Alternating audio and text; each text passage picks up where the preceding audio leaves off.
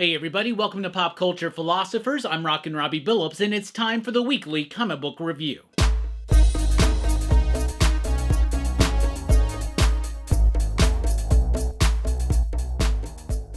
That's right, everybody. Thanks for checking out the video. I am Rockin' Robbie Billups. This is the weekly comic book review. It's the show I read a lot of comic books and I let you know what I thought about them. And we always start with the pick of the week. And this week's pick of the week, Mark Spector, Moon Knight, issue number 2 from Marvel Comics. Now, this is written by Jed MacKay with artwork by Dev Promenick, coloring by Raquel Rosenberg. This is such a fantastic issue. It's a pretty solid week of comics, but I had to spotlight Mark Spector, Moon Knight. First and foremost, Jed MacKay's been doing a tremendous job with the title Moon Knight, and it's gone through a bunch of iterations. He did Moon Knight, he did Vengeance of the Moon Knight, he did Moon Knight, Fist of Khonshu, now we got Moon Knight, Mark Spector Moon Knight, whatever, right? A bunch of issue number 1s, and you know that I've been hypercritical of Marvel for always rebooting their titles, including titles that work. Well, out of all of their titles that work, the one that works the most is Moon Knight. And let me be honest with you, I don't care what the title is on this book. I don't care what the number is. All I care is getting another truly fantastic issue of Moon Knight from Jed MacKay. And that's what he's been delivering ever since he first came on this book. Now, there have been a lot of Marvel books that I've given up on. In fact, recently on this channel, I've gone back and dived into some of those books that I've given up on and found new hope in those titles, like Philip Kennedy Johnson's Incredible Hulk, Chip Zdarsky's run on Captain America. However, Jed MacKay's run on Moon Knight, I have never faltered. I've never not read it. I've always loved it. And it's never been something that usually makes the pick of the week. But in a week like this, where there's a lot to choose from and a lot of new number 1s that are really solid and great jumping on points, sometimes it's, I think, my responsibility as a reviewer, as a retailer, as a fan, to point out a book like Moon Knight issue number 2 that works so solidly as an issue number 2 to a new series, that doesn't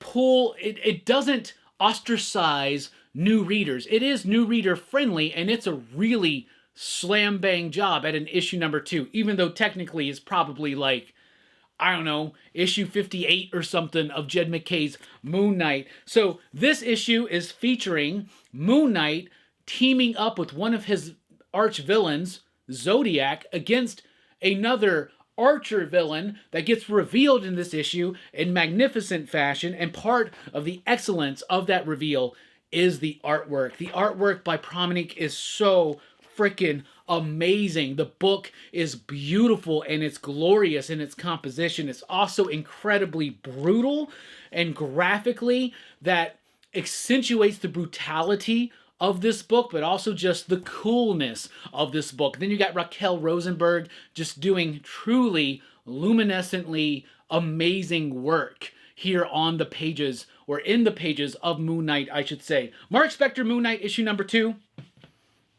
That's my pick of the week. Then we got the Sentry, issue number 1. It's a new Sentry comic.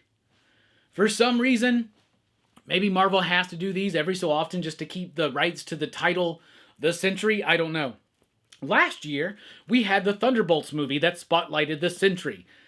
I don't remember if the last Sentry book was going on concurrently with that, but I remember the last Sentry book not being very cool. However, now we got a new one. Is it a little bit late? Yeah, I don't think the timing on this book works necessarily. Also, the book itself just doesn't work. Now, I was hyped for it because it is written by Paul Jenkins, who is the original co-creator, along with Jay Lee and maybe a few others, of the Sentry. And I really have always appreciated Paul Jenkins' work in the comic book form and his work on the character of Sentry. This one, there's elements of this that harken back to that original Sentry vibe and flavor and feel from Jenkins, but overall it just feels shallow. It doesn't work for me, and honestly, towards the end of this book, I started kind of getting bored and just waiting for it to end, and that's crazy. That's absolutely crazy with a character and a creator that's as cool to me in my lifetime, at least in my enjoyment, but the Sentry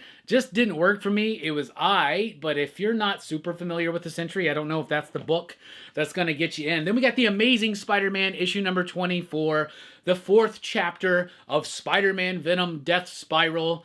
And you know what? Yeah, I'm not happy that there's a Spider-Man Venom crossover or anything like that, but I have to tell you that as far as crossovers go, this is not that bad. It's really not, right? So it's Spider-Man teaming up with Venom, who is now Mary Jane, which I think is ridiculous. Also kind of teaming up in some sort of manner with Carnage, who is now Eddie Brock, which I think is also really freaking silly. There's a new villain named Torment running around, killing people. Eddie Brock's father is in danger. Peter just learned that Mary Jane is Venom. That's what's going on here. And in the pages of Amazing Spider-Man 24, we're mostly centering around Eddie Brock Carnage going after the potential killer of his father, right? So that's what we're dealing with here, plus the Spider-Man Mary Jane stuff. This issue is mostly written by Charles Soule, who was writing the Eddie Brock Carnage book that has been canceled and kind of folded into this event.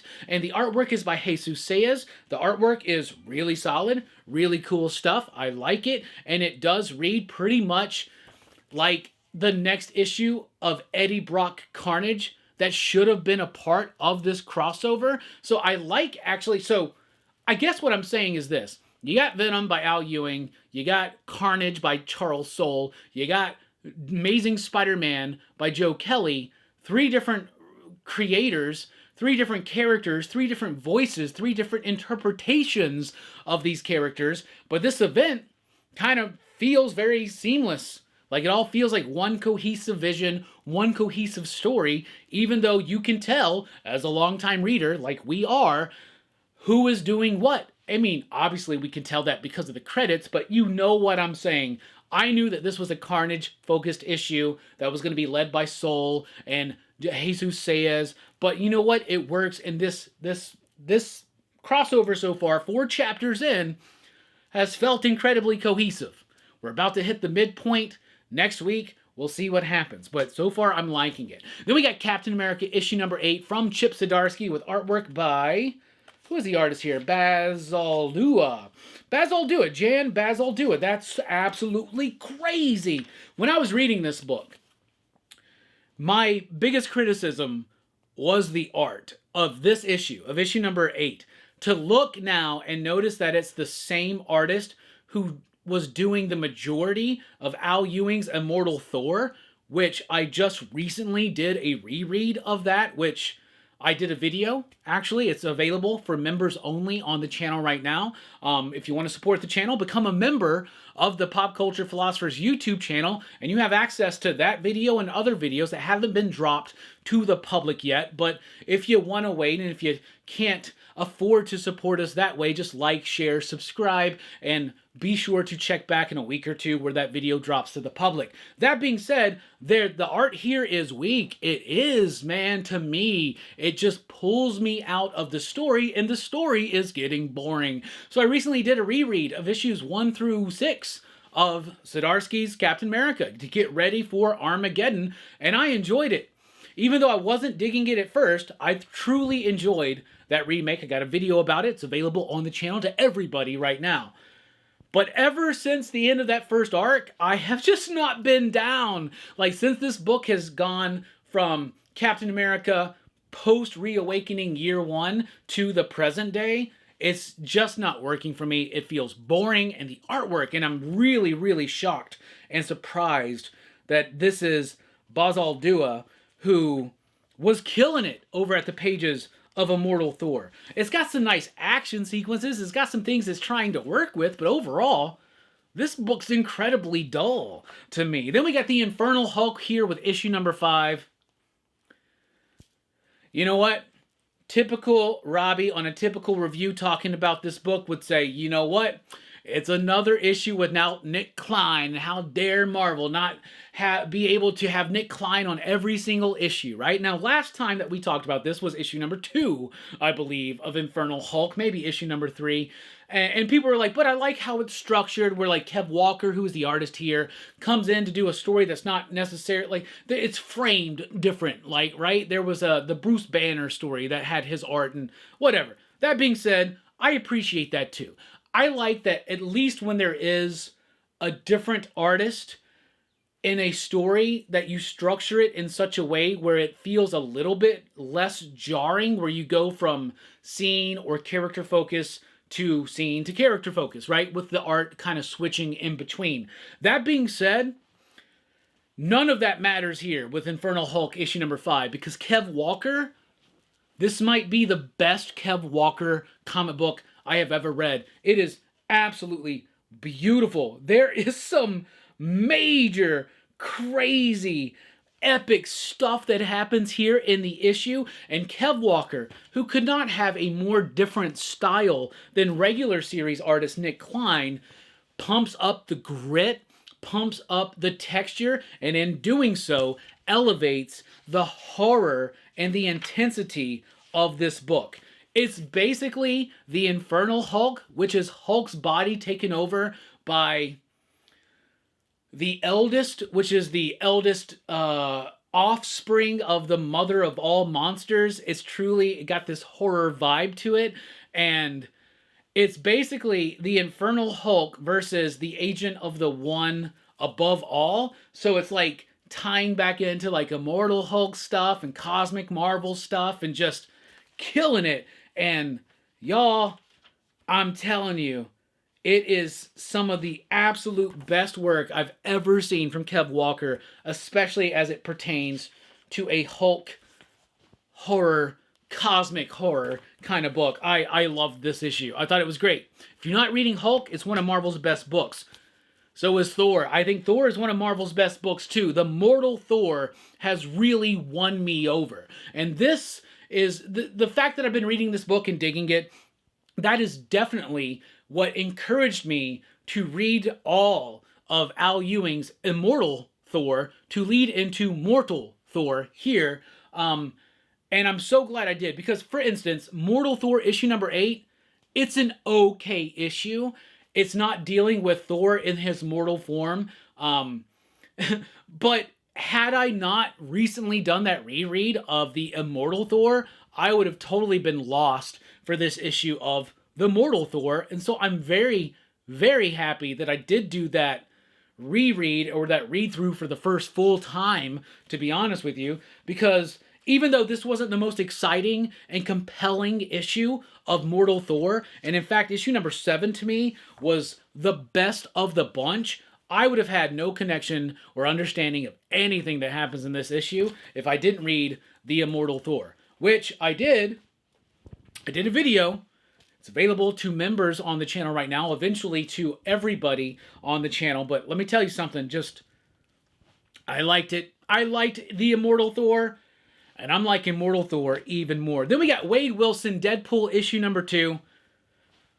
First of all, kudos to Marvel for giving me a Deadpool book that I came back for issue number 2 on. That's actually not a common thing for me here in the land of PCP world. But this is written by Benjamin Percy with artwork by Jeff Shaw. The artwork is absolutely insane. Look at the perspective on the figure of Deadpool right there on the cover.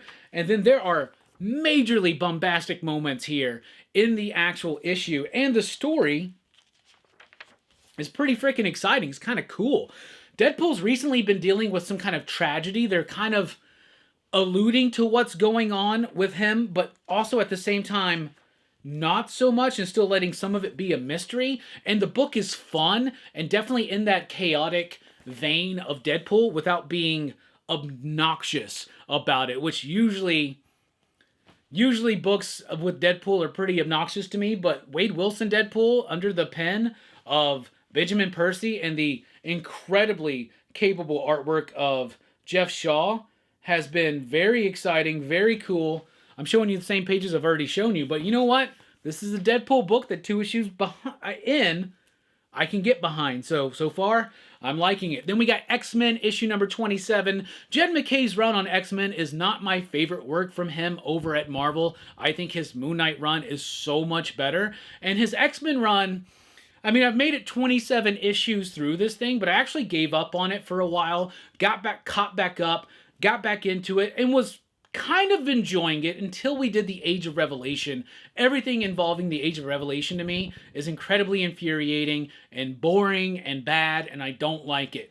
But this is the second part of this Danger Room story, which we finally stopped focusing in on Age of Revelation aftermath, and we're just telling a great story about a new set of villains against the X-Men who are slightly smarter than the X-Men right now, or so they think, who have basically done a divide and conquer kind of thing, right? Like a really cool. I really like this issue. This was actually really cool, and one of the better issues of X-Men proper in recent memory, in my opinion. Then we got Cyclops issue number 2.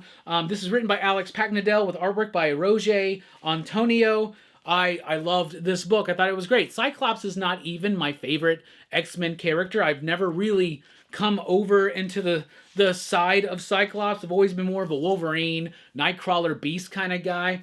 But this is a great spotlight on Cyclops. But even better than that, Alex Pagnadel, the way he writes the body horror of the cybernetic Reavers and their leader, Donald Pierce, that to me is what sells this book. It's kind of some of the same thematic material from his recent run on Sentinels thrown into Cyclops, while at the same time using that as an opportunity to truly spotlight the badassery of Cyclops. I may not be the hugest Cyclops fan, but even I can admit Cyclops pretty badass. All right, then we got X-Men of Apocalypse issue number 3. This book takes forever to come out, but you know what? It's okay. We don't need too much of it. I got that Art Adams variant cover right there. Very rarely do I pick up the variant cover, but I am a huge fan of Art Adams, so I had to check that out. Anyway, this book is okay. This is probably the weakest issue so far. Some of the X-Men from the Age of Apocalypse have decided, yo, they have wiped out the existence of our reality. It's about to happen with the Macron crystal or whatever. So let's go into the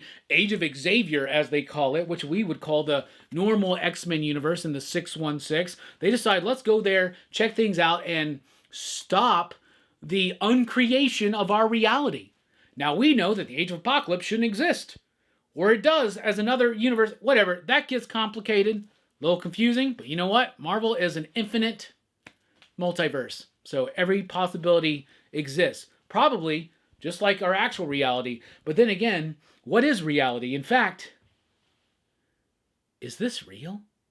That being said, this issue is kind of weak. Art's fine. It's okay. We've seen the X-Men from the Age of Apocalypse kind of pop into different eras of the X-Men. This is during the era where Rogue and Magneto were in the Savage Land, I don't know, like flirting around with each other, and Rogue's in like those booty shorts, right? So that's what we're dealing with here. For some reason, even though that's really just like, what, one issue worth of content back in the day or something, but maybe they were building up to that one issue. That being said, seems there's a lot of horn dogs out there that really love that Savage Land Rogue era. I wonder why. You know what? No offense to anybody, because, you know, I'm one of those people too. Then we got Planet She-Hulk here with issue number 6.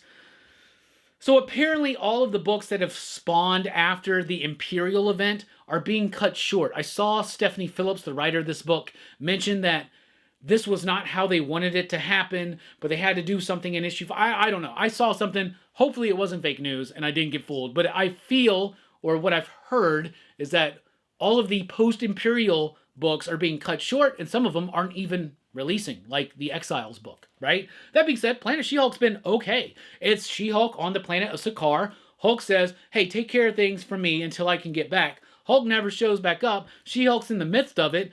I think the story has led to a really great point here in issue number 5. Now, I do believe that this series was maybe meant to be more ongoing, and they had to kind of wrap it up within one more issue, which is going to be issue number 6. We shall see what happens. Start paying attention. Do we see Planet She-Hulk issue number 7 out there in solicitations coming up anytime soon? I don't think we actually have. but I could be wrong. That being said, it's an alright issue. I'm glad Aaron Cutter is back on the artwork. It's okay. It's not the greatest, though. Then we got the Ultimates here with issue number 22. Dennis Camp, who is writing Ultimate Endgame, which is the big, giant, bombastic ending of the Ultimate Universe, doing more side solo personal stories, sometimes tragically so. In the pages of the Ultimates, this one focuses in on Steve Rogers trying to definitively find out if the Grand Red Skull of the current Ultimate Universe is in fact his former best friend, Bucky Barnes. This is a very poignant issue that takes its time to set everything up, deliver appropriately, and maximize the emotional impact. All right, we got a lot of new number ones from DC. Let's check them out. And from DC, we have Lobo issue number 1, a brand new Lobo issue number 1 series, because of course Lobo's going to be showing up in the Supergirl movie this year, played by Jason Momoa, so why not take a chance on giving Lobo another title? And let's actually hotshot that title with some of the best creators and most popular creators of the modern era of comics, including writer Scotty Young and artist Jorge Corona. Jorge Corona and Scotty Young have worked together on great books before, like Middle West, for instance. And then Jorge Corona also became a fan favorite artist over at the pages of Transformers. So let's bring him into Lobo with that Scotty Young energy. And y'all, it freaking works. This book is awesome. Now, I know that Lobo is not a character that's necessarily for everybody, but if you've ever been intrigued by the character of Lobo, if you've ever been intrigued in the past, or if you're intrigued right now just because of his upcoming appearance in the Supergirl movie by Jason Momoa, I would highly encourage you to check out this book. And if you're a fan of the old school stuff, Simon Bisley, Keith Giffen, definitely check this out because it really honors the spirit of those creators and their work together and separately on the character of Lobo. If you're not familiar with Lobo, you're going to get familiar with him here. It also provides a really great, interesting issue number 1 with a great hook at the end of it to entice you to come back for more. This is part of the next level initiative from DC, where now post DCKO, we're going to focus on smaller characters with bigger creators. Lobo, an exceptional first issue. Another exceptional first issue is Deathstroke the Terminator, issue number 1. This is written by Tony Fleece with artwork by Carmine Digiandomenico.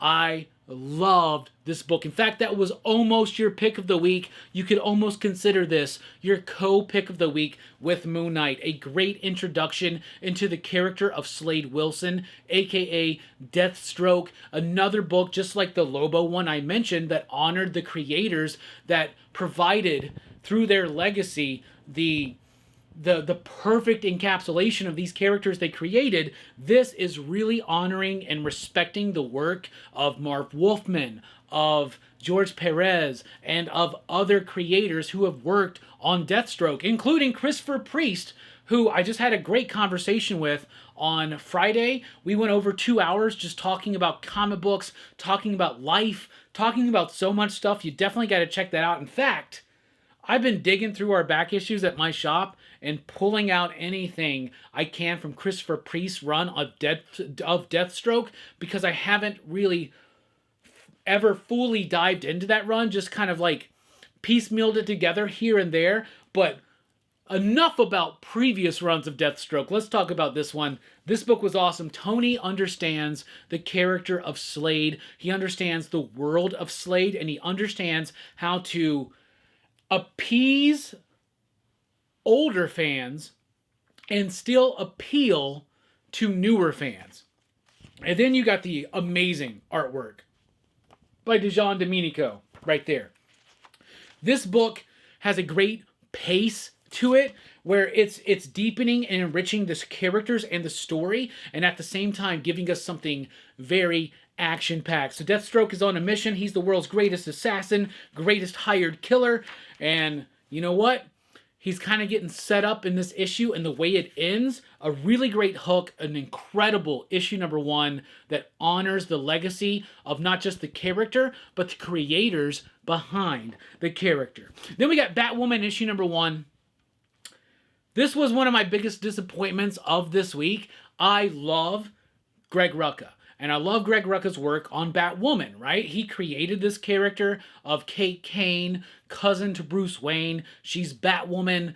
And then the art is done by Danny. And Danny, she is one of my absolute favorite artists. And the artwork is amazing. Really great, solid, striking, and graphic. However, the story, I don't know. Unlike Lobo and Deathstroke, where it honors the creators and the vision of that creation and how it can kind of be anchored into today's method of comic book making and appeal to comic book fans, this just feels like let's go back to yesteryear and just keep telling the same Batwoman story over and over again. And that's my biggest criticism with Batwoman, whether it's Greg Rucka, whether it's Danny, whether it's J.H. Williams, whether it's James Tynion.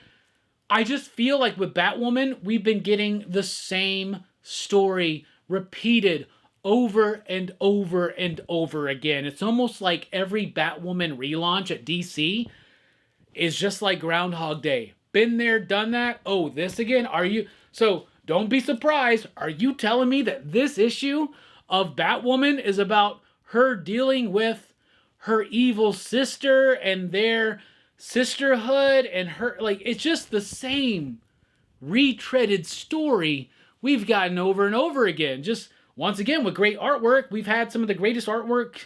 We've had some of the greatest artists in the modern comic book industry work on this character. But when the story is just rinse, cycle, repeat, you gotta do more for me there. You gotta do more. Then we got Nightwing, issue number 136. Now, I've been loving, or I was loving, what Dan Watters was doing in the pages of Nightwing. And then we got shorted an issue or something. It threw me off, and I have not read Nightwing for a few issues. So this is a new jumping on point. This is something DC is doing, and I applaud them for doing this post DCKO. And really branding that there's a lot of new starting points. And they don't have to have a new number one to let us as the readers know that there's a new starting point. So if you haven't been reading Dan Watters' Nightwing, you can jump in here, and it's a really intense story, and I really liked it. That being said, I feel like I've only missed 5, maybe 6 issues of this book, and man, has the world of Nightwing changed. Holy cow. I was loving what Dan Watters was doing while I was reading it, but now I definitely got to get caught up because Bloodhaven is in a completely different zone. Nightwing is in a completely different zone. His world, his supporting cast, a completely different zone. But man, did I love this issue. I thought it was great. And Dennis Cowan on the artwork, an old school creator on an old school book with a new school flavor. Really like it. And the art's really freaking spectacular. I thought Nightwing was a great jumping on point, but it's definitely got me wanting to read the entirety of the Dan Watters run all over again. Then we got Superman Unlimited here with issue number 11, written by Dan Slott. Once again, starting a new story. Since the end of DCKO, Clark is missing, so all of the Superman books are doing the reign of Superboy, right? It's kind of reminiscent of the reign of the Supermen.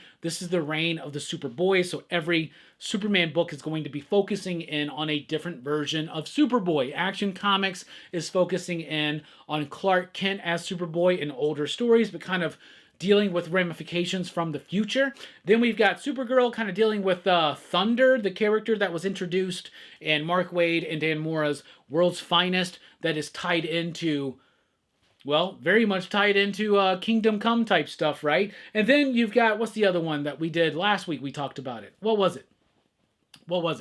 Nope, there's not another one. There's not another one at all. The other one is Superman, which is going to focus on Superboy Prime. That first issue is not out yet. I have read it, and I love it.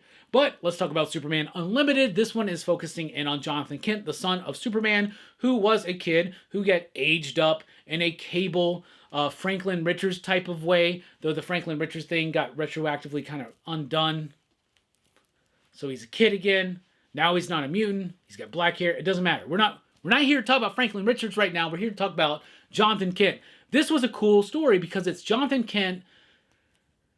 It's like the future version of Jonathan Kent and the past version of Jonathan Kent reconciling together to provide some kind of direction for present day Jonathan Kent.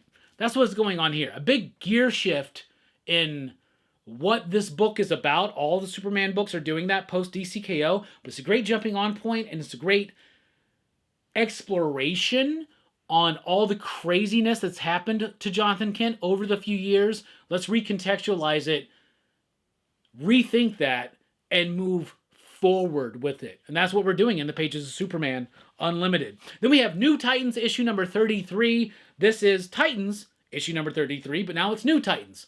Can I just once again applaud DC for calling this New Titans 33 instead of calling it New Titans issue number 1? I really like that. It's a new jumping on point. Tate Bromball takes over the book, and it's a whole new lineup. You see Jonathan Kent, Superman. You see Terra. You see Spoiler. You see Yara Flor. Is that her name? The Wonder Woman? Like, man, I haven't seen that character in so long. I guess a little bit in the Tom King run. But that's not what this book is about. This book is about that classic Titans team that we know and love. Dick Grayson, Starfire, Raven, Beast Boy, Cyborg. It's their story, but they're kind of going through their own Groundhog Day. It's almost like they're reading every reboot and relaunch of Batwoman over and over and over and over again. That's what's going on, but it does tie into the new team. I thought this was a great way to set up this because it works so well for people who have been following this book. It's not just like all of a sudden a whole new creative team, a whole new team of Titans. It's completely different. If you've been reading this book, screw you, it's over. Now it's a new book. That's not what they're doing here. It is a new book that infuses new energy and life into this title and invites new readers, but also at the same time anchors it into what was coming before. This is freaking awesome. DC, you're killing it with these books. All right, then we've got Absolute Flash here with issue number 13.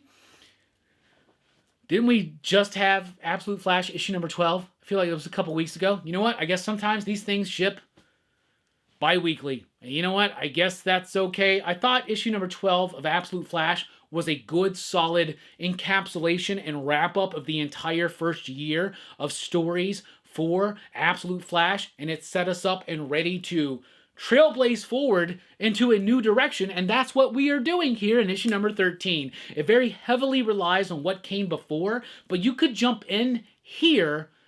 But you will have the opportunity because of all the reprints and all the current prints and all that stuff of trade paperbacks, hardcovers, and single floppy issues of the Absolute Universe. There is no excuse for anybody who wants to jump into these books to try them out. Absolute Flash, which started out maybe a bit too much of a slow burn, and that's very ironic when you're thinking about The Flash, it's really solidified itself as a solid book. Now, this one is focusing in on the character of Wally. Post those first 12 issues, introduces the character of Linda. What's their new dynamic? What's their new relationship? That's what we're doing here. Plus, you have Haining, who has been doing a very exceptional job on some of the covers for Absolute Flash. Now Haining is here doing interiors, and it works. I thought it was good. It's not the greatest Absolute book. It's not the greatest DC book, but it is very solid, and I do think it's been more intriguing than the regular Flash book has been for quite some time. From Vertigo, DC Vertigo, we have End of Life issue number 2. This is a book by Kyle Starks with amazing artwork by Steve Pugh. These two cats work together very, very well, but it's about this dude who's part of an assassin's guild who winds up, through no fault of his own, turning against his own assassin guild. Now he's got a bounty placed on him. He's kind of this unlikable douchebag type character. Issue number 1 was fine. I was really banking on what issue number 2 would do to really hook us in. It doesn't really hook us in. Like, I feel like if you're intrigued by issue number 1, issue 2 ain't gonna fully sell you. I'm kind of left dangling in my engagement on this book, just like I was at the end of issue number 1. Now, I've had access to issue number 3 for a while, but I haven't read it. So hopefully issue number 3 anchors us in, because otherwise, this might be the most disappointed I've ever been in a Kyle Starks book. Just not digging this, and to me, out of all the new Vertigo books, this is the weakest, and I hate saying it. Let's jump over to Image. And from Image, we have Super Creepshow issue number 1. So this is a new series of Creepshow, which has already done like 3 or 4 volumes or something like that. I think they've already done a one-shot special that was Super Creepshow. But what is Super Creepshow? First of all, what is Creepshow? Creepshow is that great George A. Romero Stephen King movie that's a horror anthology, a big tribute to EC Comics Tales from the Crypt, Vault of Horror, things like that, right? Haunt of Fear. That's what Creepshow is. It was a movie. They did 3 of them. We really only count 2 of them. If you want to count the 3rd Creepshow, that's the Tales from the Dark Side movie.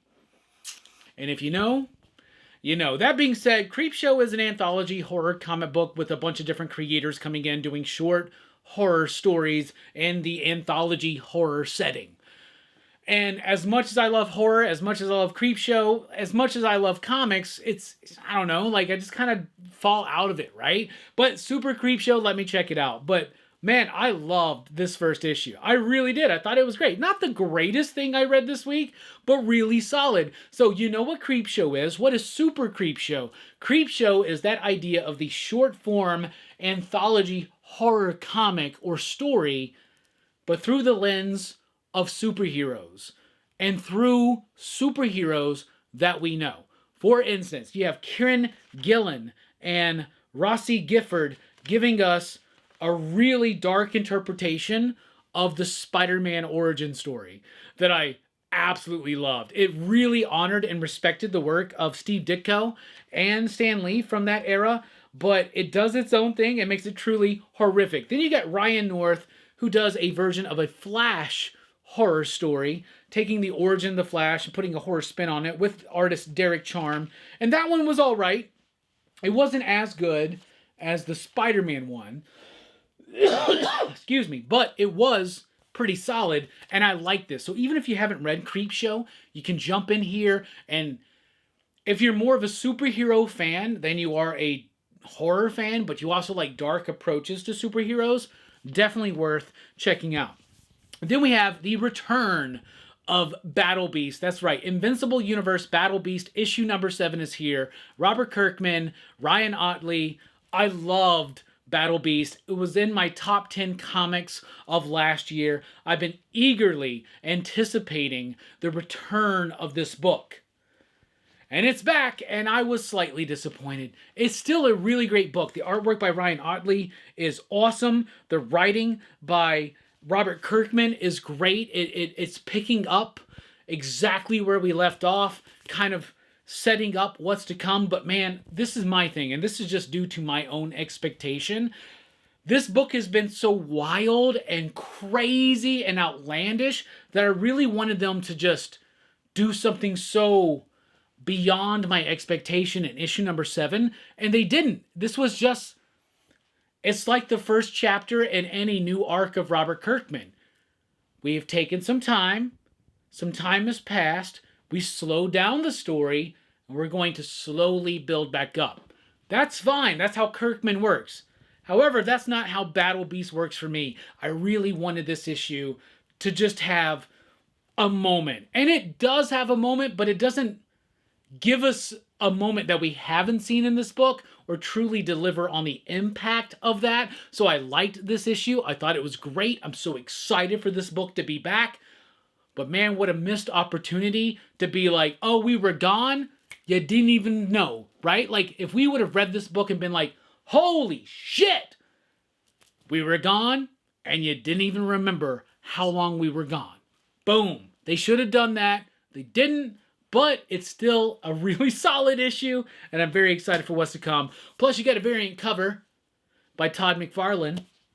So, the current king, let's just call him that. Then we got Geiger issue number 22 from Ghost Machine. Jeff Johns, Gary Frank. Geiger, this is one of the best superhero books on the shelves. And now you got the Northerner involved. This whole superhero universe, which is truly taking its time to develop and reveal its connective tissue.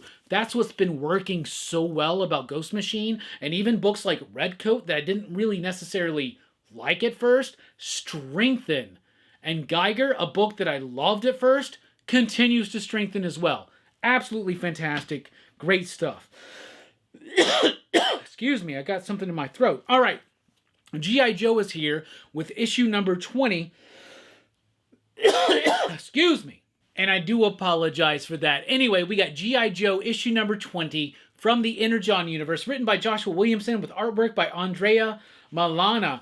I loved this book. G.I. Joe, out of all of the Energon books, and I love them. I love Void Rivals. I love Transformers. But G.I. Joe is the one, to me, that strengthens as it goes. Joshua Williamson starts off G.I. Joe with a series of miniseries. He gets us into these characters, Duke, and then he gets us into the character of Cobra Commander, right? Then he brings in other people like Kelly Thompson doing Scarlet. We've got Dan Waters doing Deathstroke, and then he launches into G.I. Joe. Josh Williamson with Tom Riley, and Andrea Milano is one of those artists who has been working on those miniseries and on the ongoing series proper. Here we are at issue number 20, and we are finally having the first confrontation directly of Duke and a member of the Transformers. The Autobots in particular. Hell, it's on the cover. I'm not spoiling anything. It's Optimus Prime. Or maybe it's not. I don't know. There have been recent incidents and events that have happened in Transformers. They're reflected here. So you get that connective tissue really pulling itself together. And Duke's conversation with Optimus here, I absolutely love. The artwork is great. The story is great. Also got a lot of setup for the upcoming Mask book that Dan Waters is writing. And you know me, I love me some Mask. Those are some great toys, really cool stuff. So not only are we building up the next wave and phase of the Energon universe, we're continuing to build everything that's been built since the very beginning of the Energon universe, all the way back in Void Rivals, issue number 3, or issue number 1, I should say. That was 3 years ago almost. Man, we're about to celebrate the 3rd anniversary of the Energon universe. That's absolutely crazy. And this has been one of the most consistent and successful imprints within comic books in the modern era. G.I. Joe number 20, absolutely badass. Then we got Darkness issue number 4, written by Mark Silvestri with artwork by... what's the first name? The layouts are by Giuseppe Cafaro and line art by Raymond Gay and Cafaro as well. I'm just going to tell you something, y'all. This Darkness book is not great. It's not even... I wouldn't even say it's good. I really wouldn't. But it is exactly what it needs to be. It is a perfect reflection of my memory of everything I loved about the Darkness back in the 90s. But recontextualized and repackaged for a new modern audience. I fell out of Witchblade. I'm feeling like I got to dive back into that one, but I was always more of a Darkness fan over Witchblade, and I'm so excited that Mark Silvestri is playing back in the world of the Darkness. Yeah, he's just kind of going over the same bits that he's done before, but there's something slightly different and unique about it that is appealing to me. Like I said, not great, not even good, but fun. And this book is doing exactly what it needs to do. All right, then we have Wrestle Heist here with issue number 4, the penultimate issue of Wrestle Heist, written and illustrated by Kyle Starks. And this has been one of the best books by Kyle Starks I've ever read. I love it. Now, I am a wrestling fan, as you can tell. I love the WWE in particular. I love the WWF from back in my day. And this is the story... there's a lot of Easter eggs if you're a fan of wrestling. You're going to pick up here. But let me just tell you, for the non-wrestling fans, first of all, you should read it because it's a great comic book that knows how to sell humor within a heist story in comic book form. And that's what Kyle Starks is doing. Think of the art kind of like Rick and Morty-esque. That's what Kyle Starks is delivering. But it's the story of a wrestler who was continuously effed over by the owner of the wrestling company that he worked for. And he's got a bunch of other wrestlers who have been effed over by this guy. And they decide, what if we went out and robbed Vince McMahon of all of his WrestleMania winnings or all of his WrestleMania revenue the day of the event. So it's a heist to pull the money away from a WrestleMania type event from a Vince McMahon type character. There's a lot of Easter eggs, certain wrestlers in this book. You could look at one wrestler and be like, that's Bret Hart. You could look at another wrestler and go, that's Rey Mysterio. You can look at another wrestler and say, this might be this person. This might fit this person. There's definitely a Dominic Mysterio in the book. And I freaking love it. All right, then we got Dead Teenagers, issue number 1 from Oni Press. We've had a lot of weird, random, low print run speculation going on over the last few weeks. Last I looked into it, and I didn't look into it too much, this was the one for this week, was Dead Teenagers.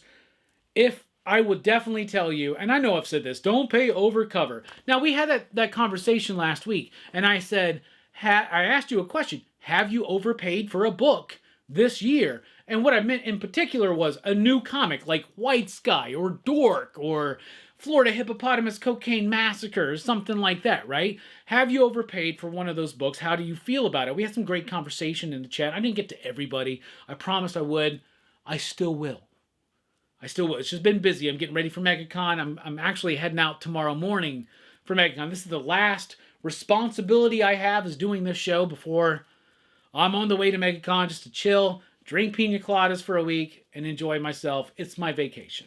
That being said, Dead Teenagers is a book that has been sparking a little bit in interest and speculation interest. Definitely do not overpay for this book because it's not that great. I think one of the themes of today's video is Groundhog Day. Batwoman, every time I read Greg Rucka's Batwoman, the next Batwoman run, I always feel like I'm just reading a rehash. I'm in Groundhog Day.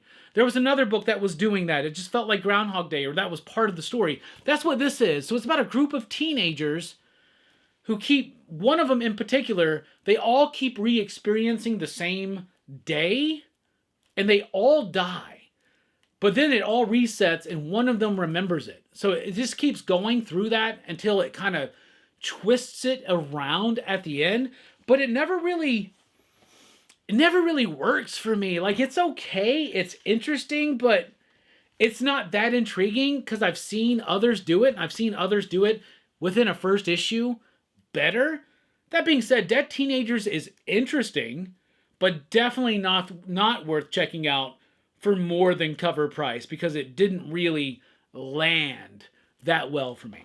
So there you go. From our friends over at Dynamite, we have Thundercats, Silverhawks, Road to War, issue number 1. This is a one-shot comic that is setting up a little bit more of the bridge between Thundercats and Thundercats Lost and Silverhawks into Thunderhawks. That's right. Something I've been waiting almost my entire life for is finally happening. Thundercats, Silverhawks, crossover. Y'all, I'm so freaking excited. I cannot wait. It just got revealed several issues ago in the pages, I think, at the final issue of Silverhawks, or actually the final issue, it was the final issue of Thundercats Lost by Ed Brisson. Ed Brisson, who was the writer of Silverhawks, who's also the writer of this Road to War one-shot. Excuse me. And Ed Brisson is working very close with Thundercats writer Declan Shalvey to bring this to fruition. And y'all, like I said, I've been waiting my whole life for this crossover. They are not disappointing me. They're not letting me they're not letting me down. That being said, if you've not read Ed Brisson's Silverhawks or Thundercats Lost, and if you haven't read Declan Shalvey's Thundercats, don't worry. Read this one shot. It primes you perfectly for the Thunderhawks crossover. That being said, you should definitely read those books because they're good, they're fun, and they are deliberately paced and structured in such a way to lead to this moment. I'm about to have Ed Brisson back on the channel in a few weeks. He's actually going to be at MegaCon this week, so I'm going to go chat with him, talk with him in person, and just set something up. He's been on the channel a couple of times, but man, I'm so excited for this. If you're a Silverhawks fan, Silverhawks. Why did I do that so low? Silverhawks. Do do do do do do do do do do do do do do do. Wings of silver, nerves of steel. Silverhawks, partly metal, partly real. Silverhawks, I don't remember the lyrics. From Dark Horse Comics, we have Leonide the Vampire, the House of Yondu, or Yonda, not Yondu. I'm Mary Poppins, y'all. Yonda, issue number 1. Mike Mignola. This one's all right. Like, I love the cover. In fact, cover of the week. Why not? Cover of the week for that, or Nightwing. Dude, look at that. I reached down and just grabbed right there. That Jorge Fornes cover is pretty freaking dope.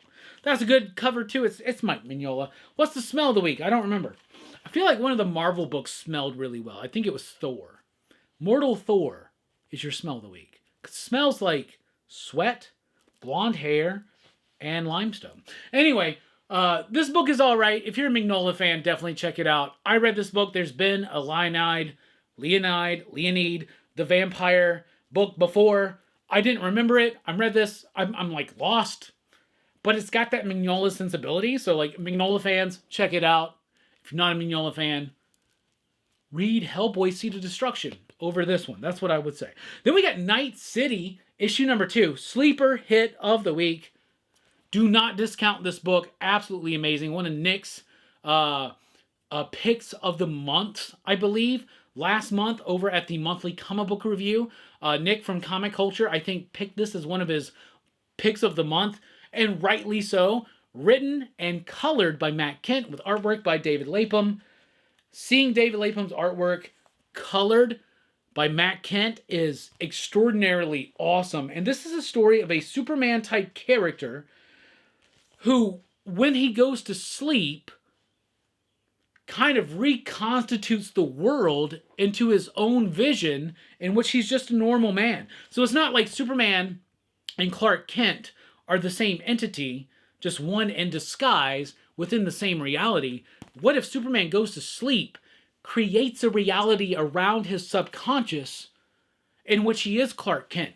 That's what we're dealing with here. And in issue number 2 in particular, we're dealing with the Lex Luthor type figure in this world and how he's trying to manipulate the situation to his own benefit. This is I guarantee you, this is going to be an underappreciated, undersold, incredible book that you, if you are a fan of superhero comics and different versions of that, including deconstructions and reconstructions and constructions, definitely check out Night City, issue number 2. That book is amazing. Then we have Devil on My Shoulder, issue number 4, the final issue of this Kyle Starks, Piotr Kowalski book. Kyle Starks has quite a week this week, but this is about a woman who was at one point tortured by a group of men. She survives. She meets up with a priest who teaches her the theological curriculum of revenge, right? What this final issue does is it brings that revenge story to a close, but also sets up the story for something else. This is the final issue. I don't know if it's returning. I hope it does, because Kowalski and Starks, they collaborate really well together. This was a very solid and satisfying ending. And I love that Kyle Starks can do straight up humor, and he can do dark things that have elements of humor. This is not a book that has elements of humor. Kyle Starks still soars at that. And I think that's amazing. Then we have Kill All Immortals, Volume 2, issue number 3 here. This book is awesome. Absolutely awesome. It's written by Zach Kaplan. It's got artwork by Fico Ocio, as well as finishes by Elizabetta D'Amico. If I mispronounce anybody's name tonight, I'm so sorry. This book is great. It's about a family of immortals. They're Vikings. It's tied into the legend of Eric the Red. The first volume of this book was amazing. The second volume introduces another immortal family, the Khans. That's right, Genghis Khan. So you have the Eric the Red dynasty versus the Genghis Khan dynasty. What a great book. What an exciting premise. And what a great delivery on that premise. My only problem with this book is it's not coming out soon enough. I read too much. Sometimes when I'm reading this book, it takes me a moment to jive back in. Has nothing to do with the execution of the book, only with the release schedule of the book. All right, then we got Starship Godzilla, issue number 6 from IDW, part of the Kaisei era of Godzilla, where it's like a connected Godzilla continuity within comic book form. You got the regular Godzilla book, which is fine. You've got Escape the Dead Zone, which just wrapped up and fantastic, with a fantastic finish that's set up for a continuation. And now we got Starship Godzilla. This is the final issue for now because it sets up a very interesting hook into the next series, which, sorry, I don't know if it's been officially announced, but Starship Godzilla Invasion X issue number 1 is coming soon. This book is written by Chris Couch with artwork by Oliver Ono, color flatting by Jonathan Dobbs, Hassan Othman El Howe in the lettering. First of all, holy cow, I didn't even realize this. You're crediting the flatter? If I was wearing a hat, I would take it off. I'm not. I'm wearing glasses. I'll take them off. IDW, Starship Godzilla, you're killing it. This is a great, fantastic issue. Think the vibe of Serenity, but instead of the ship Serenity, this crew is piloting Mechagodzilla. And in this one, they're going up against Space Godzilla. It's big, it's epic, it's a great conclusion to the series. It's got high-octane, energetic, anime-style type artwork that works 100%. If you're a Kaiju fan, if you're a Neon Genesis Evangelion fan, read this book.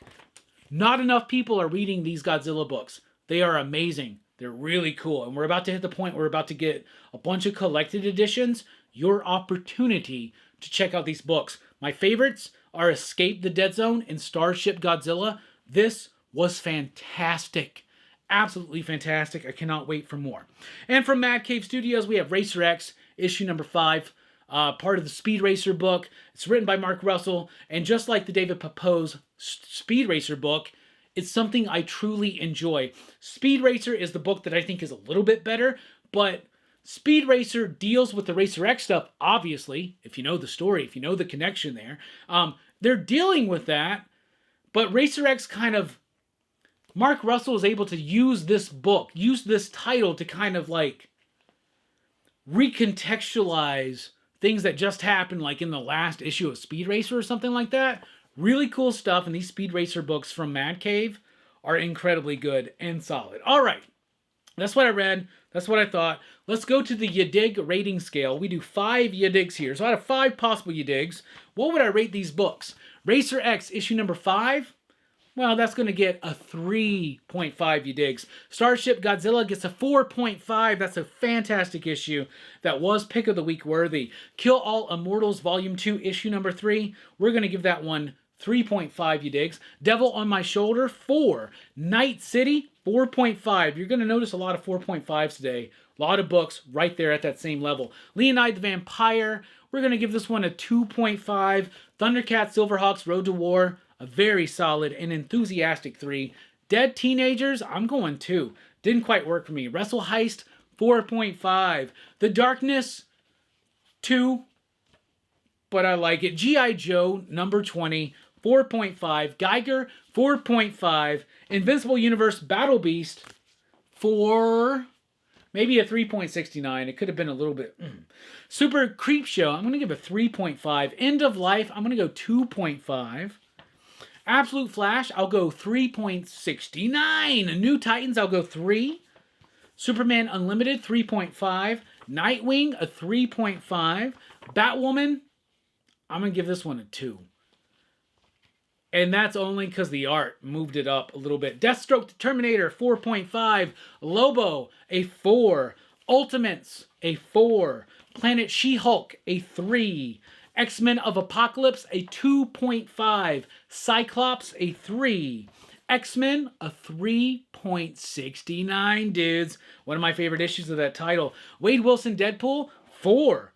Mortal Thor, we'll go 3.5 for that issue. Infernal Hulk, 4.5. Captain America, 2. Not working for me. The Amazing Spider-Man, we'll give that a solid 3. The Sentry, the weakest review of the night with a 1.5, and Mark Spector Moon Knight with a 4.69, dudes. Anyway, that's what I read. That's what I'm thinking. That's what I'm digging. What are you reading? What are you thinking? What are you digging? Let us know in the comments down below. Thank you so much for checking out this video. Be sure to like, share, and subscribe if you want to support the channel. Become a member of the Pop Culture Philosophers YouTube channel and have access to my thoughts on the entirety of The Immortal Thor by Al Ewing and lots of really great artists, to be honest with you. Anyway, I'm Rockin' Robbie Billups. Thanks for rocking with us. Keep on reading. Station. Pop, pop.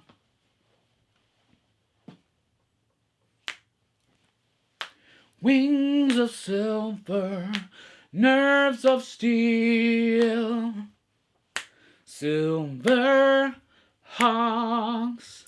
partly metal, partly real.